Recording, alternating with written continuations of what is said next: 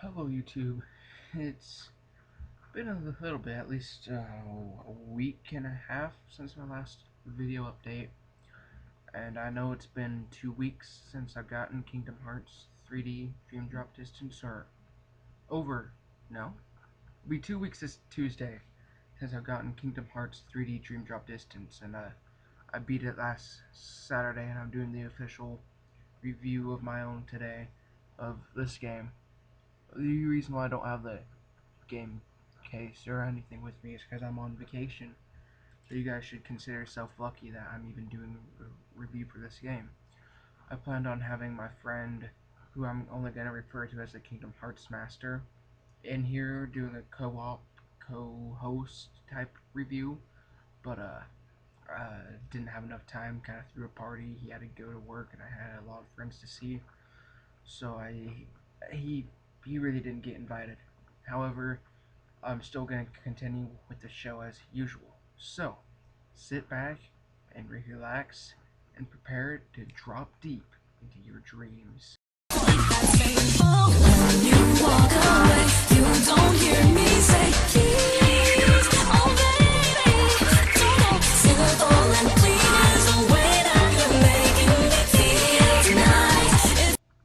Kingdom Hearts is back again on a Nintendo handheld system, making it the fourth installment of Kingdom Hearts on a Nintendo handheld, making it the seventh overall installment of the series.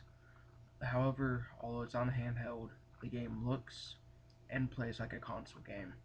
The gameplay itself, you have command attacks set to your X button, which are your heal commands, your magic commands, and your regular commands like strike rate or whatever. And then you can regular attack with A and block with Y, and B cancels out everything else. But the game plays a lot like a console game, minus the magic power. And well, the game looks beautiful, probably one of the best looking games on the 3DS.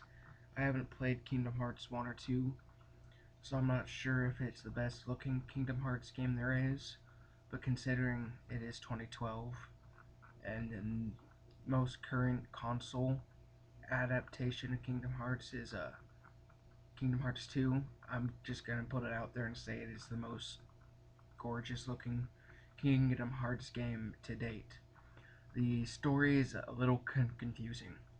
Um, it basically drops you in the middle of the action. I mean, people who've been wanting with this game know you play as Sora and Riku and you're taking the Mark of Master exam. However, you would be expecting a cinematic scene like most Kingdom Hearts games have at the very beginning. Nah, not really. It just drops you off with Sora and Riku talking about a raft, and then you battle Phantom Ursula for the first battle, and unlock the first sleeping keyhole. There's 7 total that you have to unlock to pass the Mark of Mastery test, but more on that later. The game really doesn't do that great of job telling the story at the beginning. I mean, it does flashbacks throughout to catch you up to speed of the game, but I don't know why they didn't do that at the beginning.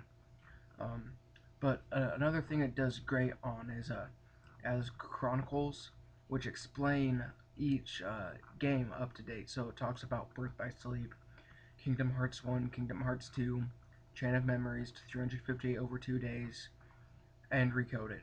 It talks about every one before 3D. And then also gives a brief history about the Keyblade War and the actual Keyblade with the X symbol, and about that. It does a decent job explaining all those. So if I were to suggest a handheld Kingdom Hearts game to start new players on, I would suggest 3D because it does a good job on explaining everything that's kind of important up to that point, although it does a horrible job explaining the game's story itself. And the flow motion is a new thing they implemented into it, and it's addicting.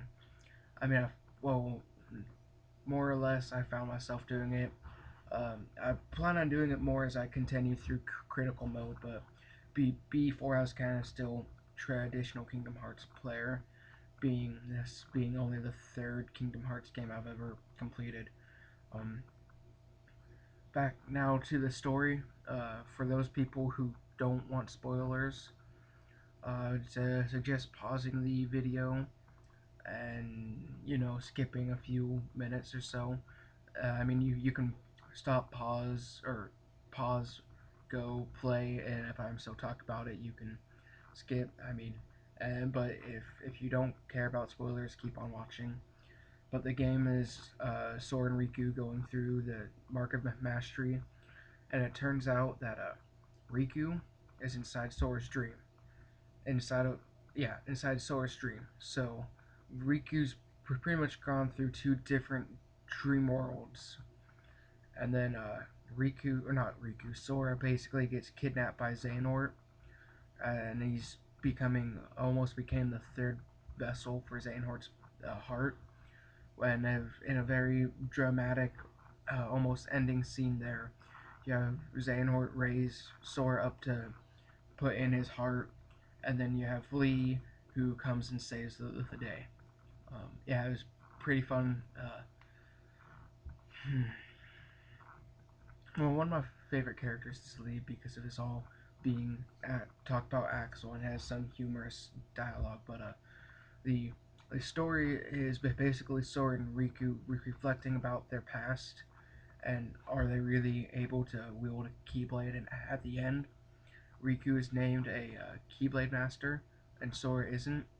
And the reason is they both would have became a Keyblade Master because they did pass the test, but Riku went into the dream world twice because Sora was put into an eternal slumber and only Riku could wake him.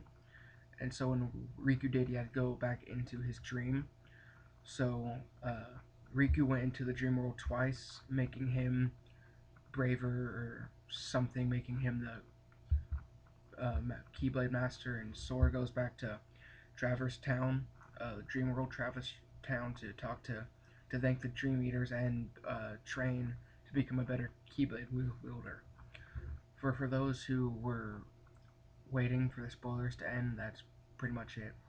There's plenty of new worlds with only a few repeats, and those being Traverse Town and pretty much Prankster's Paradise, which is Pinocchio's world. But it offers the grid,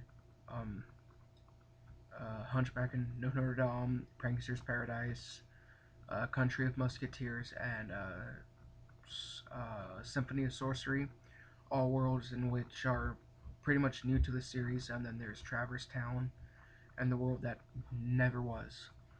Well, one thing I had to give the game, credibility about is how addictive the music is, and the music's just amazing. And the music is one thing that brings the game to life. Although the story was bad, the music helps save the game a lot. So the game isn't perfect. I mean, there's some bosses that were too easy. There's some bosses that were too hard. Namely, Xemnas as Sora and young Xehanort as Riku. And the final boss being Dark Armor Ventness Nightmare. That boss I thought was too easy for a final boss. Although young Xehanort was a pain in the butt to defeat, so you gotta give Square Enix credit there for making the final boss just a little bit easier from the boss you just fought. There's a lot of things to unlock. One of the major problems I had besides the story was the Dream Eaters, because you had to spend a lot of time like petting them, feeding them, playing games with them to get link points to unlock more things on your link board. So doing that was kind of tedious. No, well, whatever. And another problem I had was how about near the end, where you can get real cool, powerful Dream Eaters, you're less likely to do it because you had stronger Dream Eaters that you build throughout time, and then you'd be ditching them for weaker Dream Eaters. Like I had a level 50 a Kohorma bat at the end. I mean, I used him as Riku, but I got rid of him as Sora. But that's just one of the problems with having a level up system and being able to swap out your partners. One final note is the secret boss Julius is a pain in the butt. I mean, it gets you the ultimate weapon, so you can consider it an ultimate challenge. But he was a pain in the butt. But you're not you don't need to defeat him to complete the game, so he doesn't go and he isn't there part of my final verdict. So the game looks beautiful. It's got nice explaining of the previous games. The music's great, and it's got a decent amount of gameplay. But the negatives are the Dream Eaters are a pain to train. They did a horrible job explaining the story, and some of the bosses were too easy and too hard. So, and in the end, the game is a jewel on the 3DS and should not be overlooked. So I give the game 4 stars out of 5. And just to keep in mind, in my reviews, a 4 out of 5 is the equivalent of a 9 out of 10. Even though when you do the math, it'd be supposed to be 8 out of 10. It's an equivalent of 9 out of 10. So, like I said, 4 out of 5. So this is William signing out.